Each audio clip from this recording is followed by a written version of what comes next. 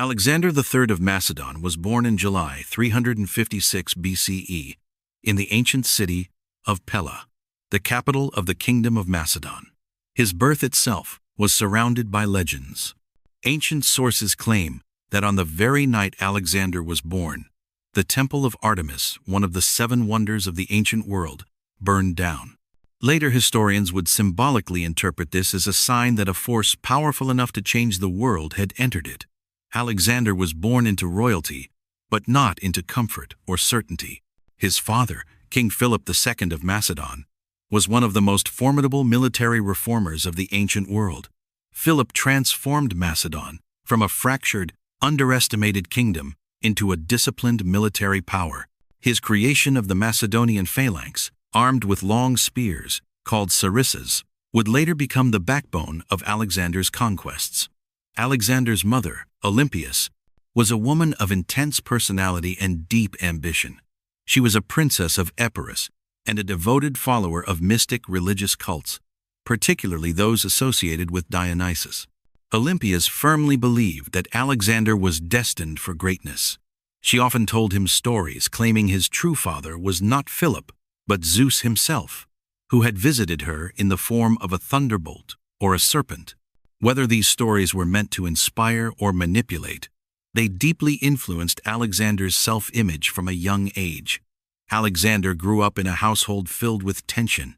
Philip was a brilliant king, but a deeply flawed man, frequently drunk, politically ruthless, and unfaithful. Olympias and Philip's marriage deteriorated over time, creating a hostile environment for the young prince. Alexander learned early that power was unstable and that survival at court required intelligence, confidence, and strength. From childhood, Alexander showed signs of exceptional intelligence and determination.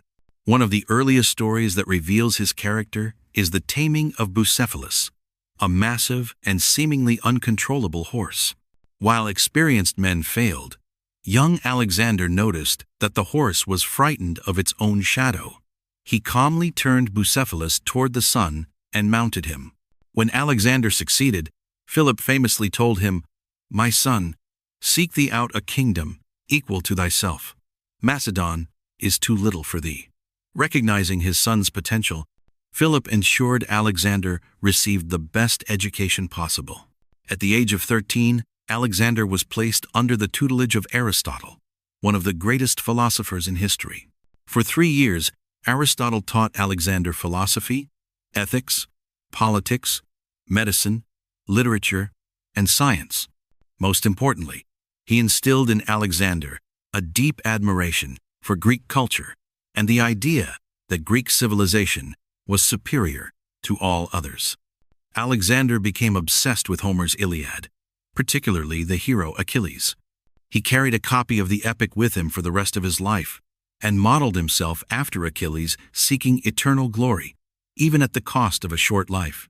This obsession would later shape many of his decisions on the battlefield.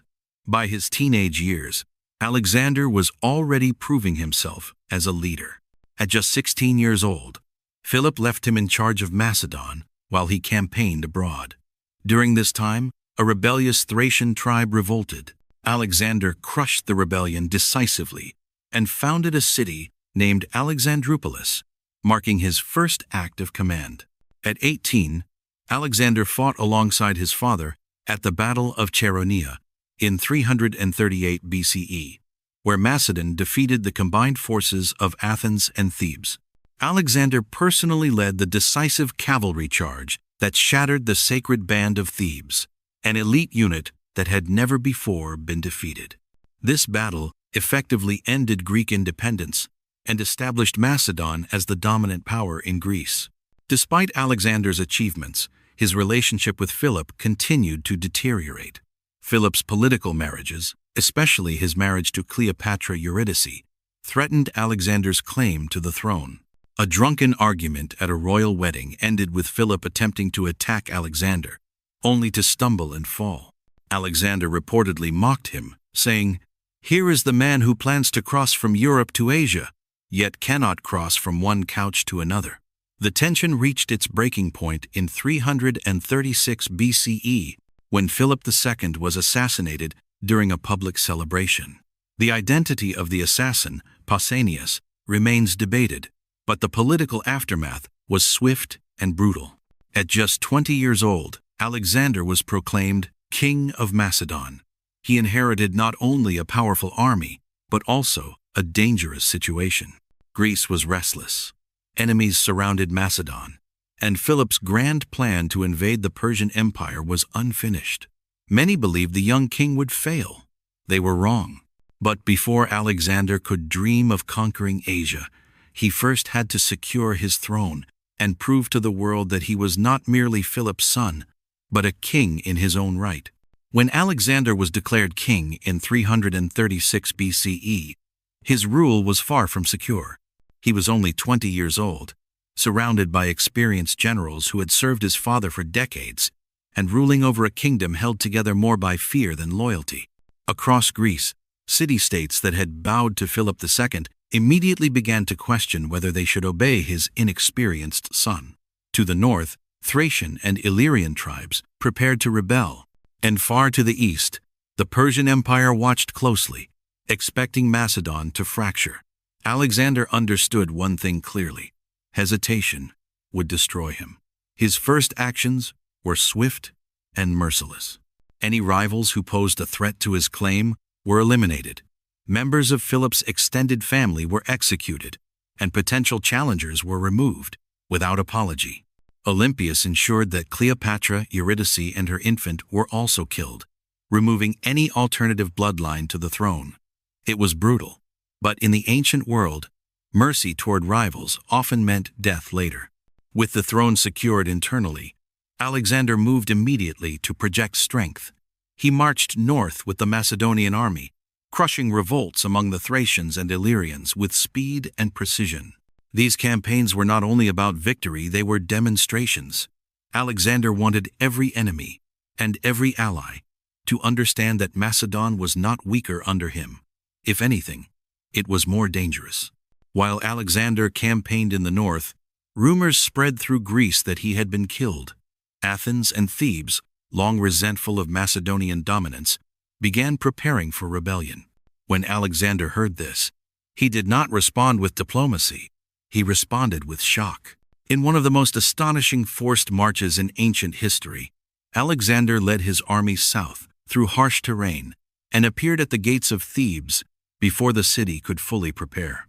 The suddenness of his arrival stunned the Greek world. Many expected negotiation. Instead, Alexander offered a choice: surrender or destruction. Thebes chose resistance. What followed was one of the darkest moments of Alexander's life. After fierce fighting, Macedonian forces breached the city. Alexander ordered Thebes completely destroyed. Buildings were burned. Thousands were killed, and survivors, men, women, and children, were sold into slavery. Only temples and the house of the poet Pindar were spared. The message was unmistakable. Rebellion would be met with annihilation. Athens, witnessing the fate of Thebes, immediately submitted. The rest of Greece followed. Alexander was confirmed as hegemon of the Corinthian League, the same position his father had held, giving him command over the combined Greek forces. Greece was now secure, but held together by fear rather than loyalty. With his power established, Alexander turned his attention to the dream that had shaped his life since childhood: the conquest of the Persian Empire. Persia was not just another enemy. It was the largest empire the world had ever seen, stretching from Asia Minor to Egypt, Mesopotamia, and deep into Central Asia. Its wealth was legendary, its armies vast. Yet Alexander believed it was vulnerable, bloated, slow, and led by kings who relied more on luxury than discipline. In the spring of 334 BCE, Alexander crossed the Hellespont into Asia with approximately 40,000 troops. As he set foot on Asian soil, he symbolically threw a spear into the ground, declaring the land won by the spear. He then traveled to Troy, where he paid homage at the tomb of Achilles. This was no coincidence. Alexander was deliberately placing himself in the lineage of mythic heroes. The Persian response came quickly. local satraps gathered an army near the Granicus River to block his advance. Against the advice of some of his generals, Alexander ordered an immediate attack. The battle was chaotic and dangerous.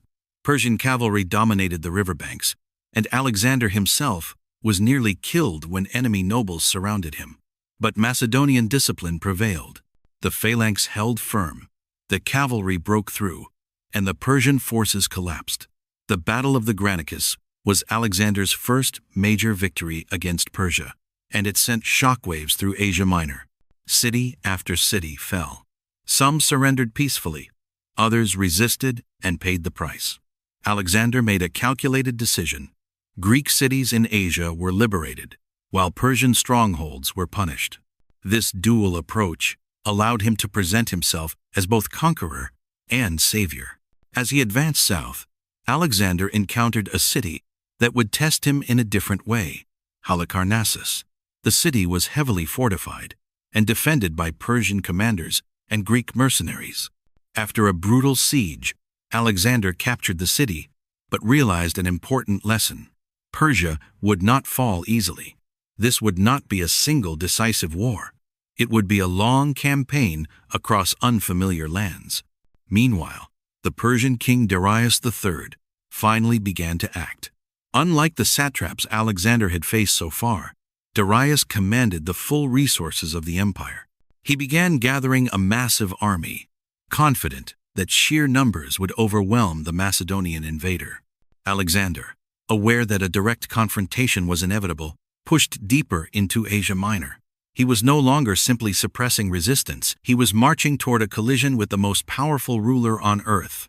As winter approached, Alexander paused his advance. His army had won battles, but the true test was still ahead. Darius was coming, and when they met, history would change forever. By late 333 BCE, the momentum of Alexander's campaign had drawn the attention of the entire ancient world. What had begun as a bold invasion now stood on the edge of becoming something far greater. Alexander had defeated Persian satraps, secured Asia Minor, and proven that his army could stand against forces larger than its own. Yet none of this truly mattered until he faced Darius III, the great king of Persia, in open battle. Darius, unlike the local commanders Alexander had previously defeated, represented the full authority of the Persian Empire. He assembled a massive army, drawn from across his vast domains: Persians, Medes, Babylonians, Armenians, and mercenaries from Greece itself. Ancient sources exaggerate the numbers, but even conservative estimates suggest Darius commanded an army several times larger than Alexander's. Confident in his superiority, Darius advanced westward, intending to crush the Macedonian invader in a single decisive encounter. However, through a series of miscalculations and poor intelligence, the Persian king allowed himself to be drawn into unfavorable terrain near the coastal town of Issus in modern-day southern Turkey. Instead of fighting on the open plains, where his numbers could overwhelm the enemy, Darius found himself hemmed in by mountains on one side and the sea on the other. Alexander recognized the opportunity immediately. On a narrow battlefield, numbers mattered far less than discipline and leadership. Alexander positioned his army carefully. The Macedonian phalanx in the center, heavy infantry anchoring the line, and cavalry on the flanks. He personally commanded the companion cavalry on the right, as he always did. Darius, in contrast, positioned himself in the center behind his infantry, elevated on a chariot, surrounded by his royal guard. The Battle of Issus began with fierce clashes along the Pinarus River. Persian forces pressed hard against the Macedonian center, and for a moment, Alexander's line wavered, but discipline held. As the phalanx advanced, Alexander saw the opening he had been waiting for. Leading the companion cavalry, he charged directly toward the Persian center, aiming not to defeat the army, but to break the king. The attack was sudden and violent. Persian guards fought desperately, and Alexander himself was wounded in the thigh. But when Darius saw Alexander driving toward him through the chaos, something remarkable happened. The great king panicked. Darius turned his chariot and fled the battlefield. The moment the Persian king retreated, the battle was effectively over. Persian morale collapsed. What had been a massive army dissolved into chaos as soldiers threw down their weapons and ran. Macedonian forces pursued them relentlessly, turning defeat into disaster. Darius escaped, but at a terrible cost. His mother, wife, children, and vast royal treasure were captured by Alexander. When Alexander was brought before the captured Persian royal family, something unexpected occurred. Instead of humiliation or violence, Alexander treated them with respect. He assured Darius's mother, Sisygambis, that she would continue to be honored as queen and that no harm would come to her or her family. This act was not only humane, it was political. Alexander was already thinking like a ruler of empires, not merely a conqueror. After Issus, the psychological balance of the war shifted. For the first time, the Persian Empire had seen its king flee in fear before a foreign invader. Alexander's reputation grew beyond that of a general. He was now seen as a force favored by fate. Darius, shaken but not defeated, attempted diplomacy. He sent messengers offering peace, ransom for his family, and vast territories west of the Euphrates, in exchange for Alexander withdrawing. For many Macedonian nobles, this was more than enough. Alexander would be unimaginably wealthy and already victorious. Alexander refused. He replied that he would accept nothing less than the entire empire, and that if Darius wished to negotiate further, he should come in person. With the Persian king humbled but not destroyed, Alexander made a critical strategic decision. Instead of pursuing Darius eastward immediately, he turned south along the eastern Mediterranean coast. His goal was control of the Persian navy's bases. By taking the coastal cities, he would strip Persia of its naval power and secure his supply lines. Most cities surrendered. Others resisted and paid dearly. The most famous of these was Tyre, a powerful island city with massive walls rising directly from the sea. Confident in its defenses, Tyre refused Alexander entry. What followed was one of the most extraordinary sieges in ancient history. Alexander ordered the construction of a massive causeway to reach the island, turning the sea itself into a battlefield. For 7 months, the siege dragged on. Tyrian ships attacked, walls collapsed and were rebuilt, and Alexander suffered heavy losses. But in the end, Macedonian persistence prevailed. Tyre fell, and Alexander ordered a brutal punishment. Thousands were killed, and survivors were sold into slavery. After Tyre, the path south lay open. Gaza resisted and was destroyed after another harsh siege. Egypt, exhausted by Persian rule, welcomed Alexander as a liberator. There, in 332 BCE, Alexander was declared pharaoh. He founded the city of Alexandria, a place that would later become one of the greatest centers of learning in human history. At the oasis of Siwa, Alexander visited the Oracle of Amun. What was said there remains a mystery, but when Alexander emerged, he appeared deeply changed. Many believe the oracle had confirmed what Alexander already suspected, that he was more than a man.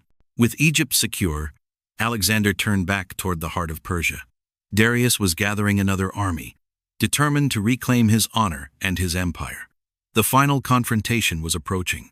By 331 BCE, the war between Alexander and Darius III had reached its final and most decisive stage. After securing Egypt, Alexander marched north and east toward the heart of the Persian Empire. This time, Darius was determined not to repeat his previous mistakes.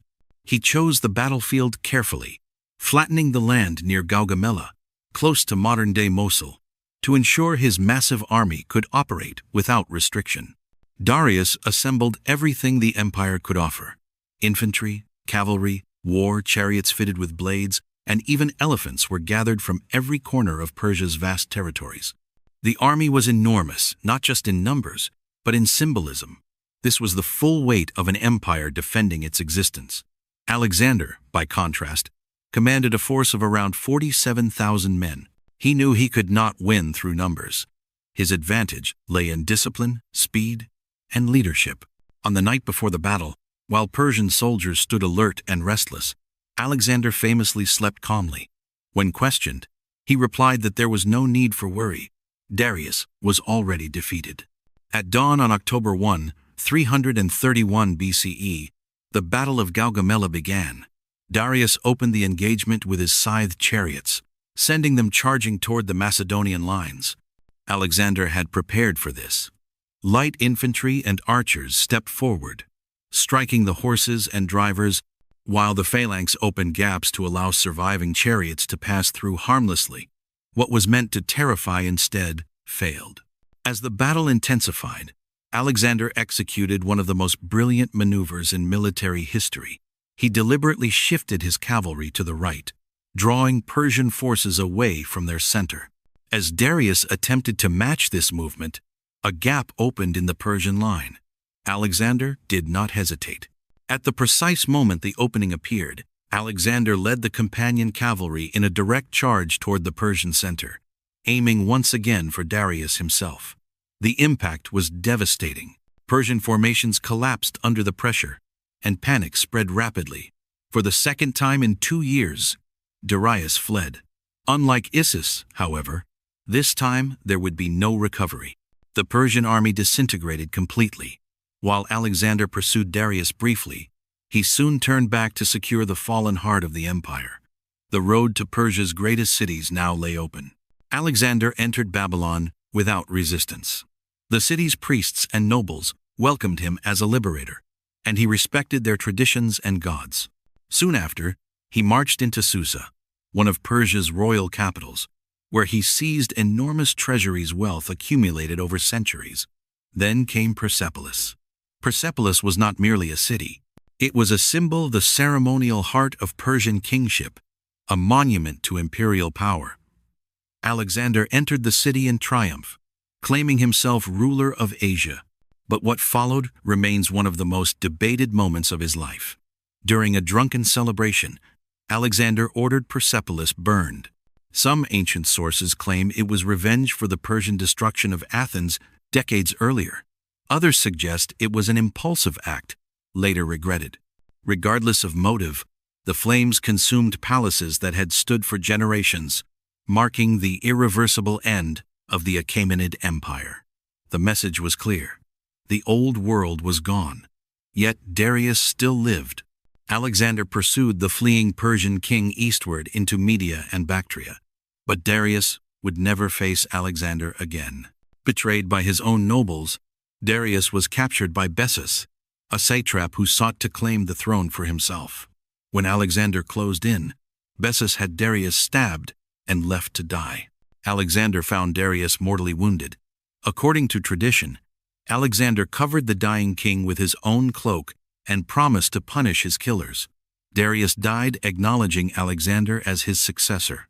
Whether mythologized or genuine, the symbolism was powerful. The empire had passed from one king to another. Alexander ordered Darius buried with full royal honors. With Darius dead, Alexander declared himself king of Asia. But conquest was no longer enough. The nature of his rule began to change. He adopted Persian dress, integrated Persian nobles into his administration, and encouraged marriages between Macedonians and Persians. To many of his followers, this was unsettling. To Alexander, it was necessary. But not everyone accepted his vision. In the eastern provinces, resistance remained fierce. Former Persian officials, local warlords, and nomadic tribes refused to submit. Alexander's campaign was far from over. The war was transforming from a conquest into a struggle to control and unify an empire that stretched beyond imagination. As Alexander marched deeper into Central Asia, his methods grew harsher, his isolation greater, and the gap between him and his men began to widen. The conqueror of Persia was about to face his most difficult battles not against empires, but against loyalty, exhaustion, and his own ambition. By 330 BCE, Alexander had achieved what no Greek or Macedonian before him had even imagined. The Persian Empire, the greatest political power the world had known, was finished. Its king was dead, its capitals occupied, and its treasuries emptied. For most commanders, this would have been the end. For Alexander, it was only the beginning. Instead of returning west as a triumphant conqueror, Alexander pushed eastward into the distant and unfamiliar lands of Bactria and Sogdiana regions corresponding to modern Afghanistan and Central Asia. These territories were vast, rugged, and hostile. Unlike Persia's cities and armies, these lands were defended by guerrilla fighters who refused open battle, disappearing into mountains and deserts. The campaign quickly turned brutal. Alexander founded a chain of new cities, many named Alexandria, to secure supply lines and enforce control. Resistance was met with harsh reprisals. Entire villages were destroyed, and populations were relocated or executed to prevent rebellion. The image of Alexander as a liberator began to fade, replaced by that of an uncompromising imperial ruler. During this period, Alexander's behavior began to change noticeably. He adopted more Persian customs, wearing royal robes and demanding court rituals, such as proskinesis, a gesture of submission traditionally reserved for Persian kings. To Macedonians, who saw themselves as free men, this was unacceptable. Tension grew between Alexander and his companions, many of whom believed he was abandoning his identity. One of the most tragic consequences of this shift was the death of Cleitus the Black, one of Alexander's oldest and most loyal friends. Cleitus had saved Alexander's life at the Battle of the Granicus. Yet during a drunken banquet, Cleitus openly criticized Alexander's adoption of Persian ways and reminded him that his victories were built on Macedonian blood. Enraged, Alexander seized a spear and killed Cleitus on the spot. Almost immediately, Alexander was overcome with remorse.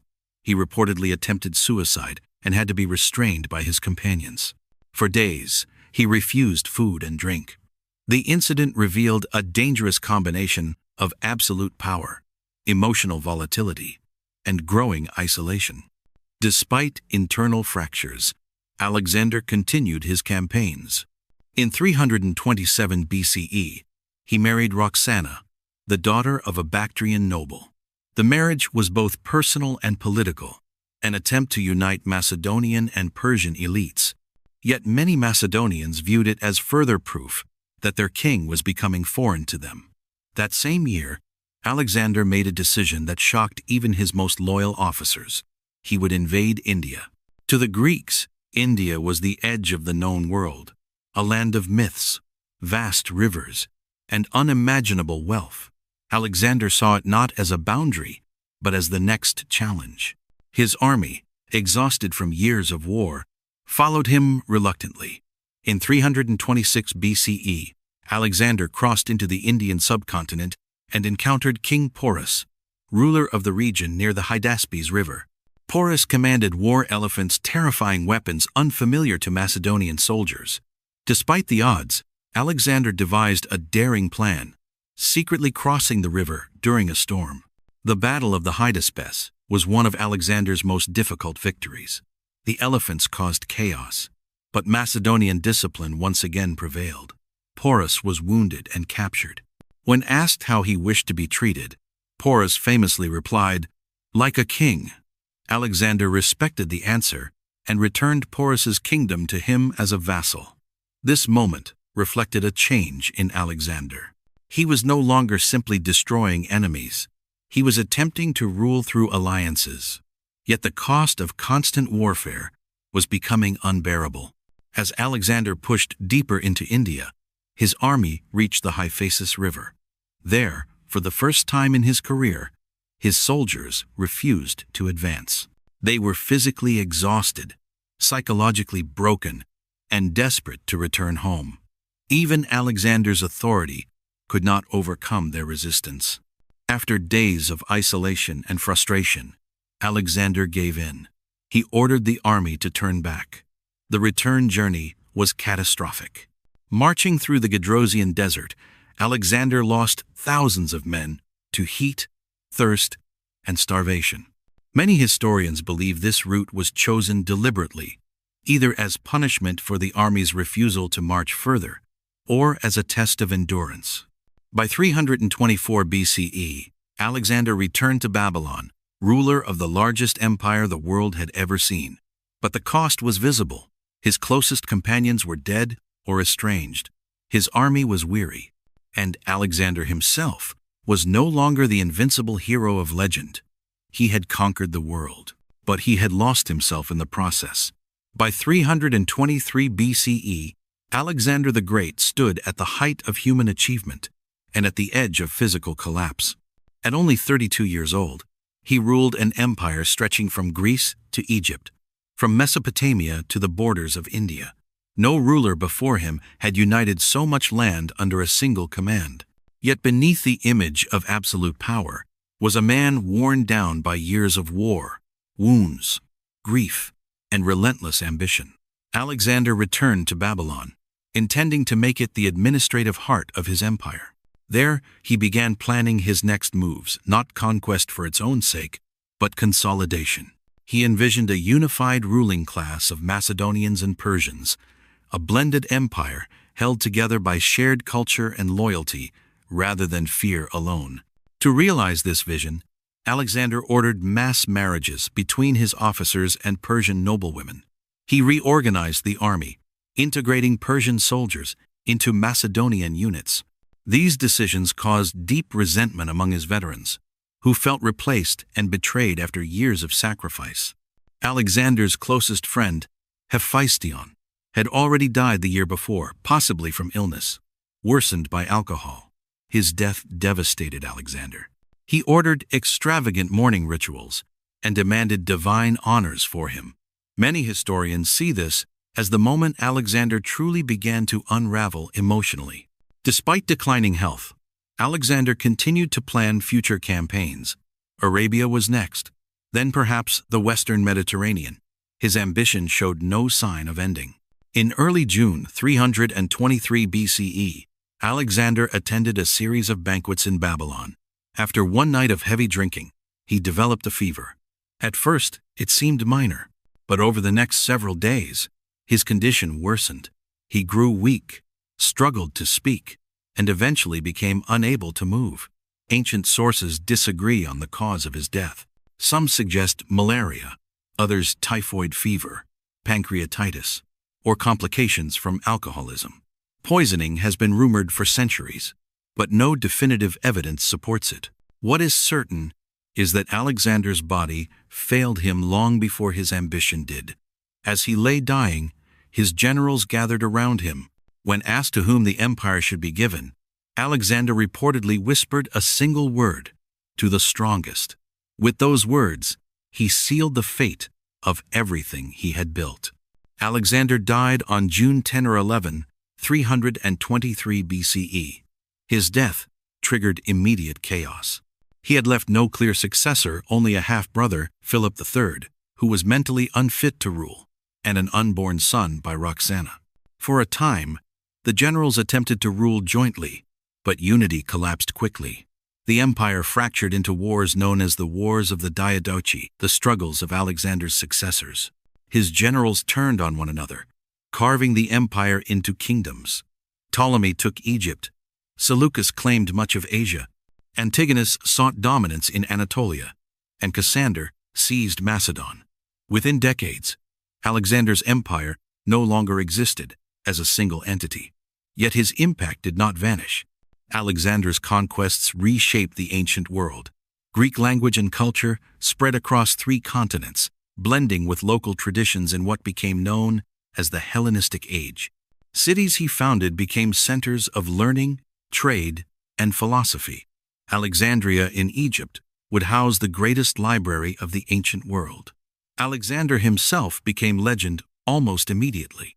Stories exaggerated his feats, turning him into a semi-divine hero across cultures from Greece and Egypt to Persia and India. To some, he was a liberator; to others, a destroyer. To history, he was a force of transformation. He ruled for only 13 years. He changed the world forever. Alexander the Great did not leave behind a lasting empire, but he left behind a legacy that shaped civilizations, borders, and ideas for centuries. His life remains a reminder of both the power of ambition and the cost of it. The boy who dreamed of Achilles became a legend greater than myth, and though his empire died with him, Alexander himself never truly did.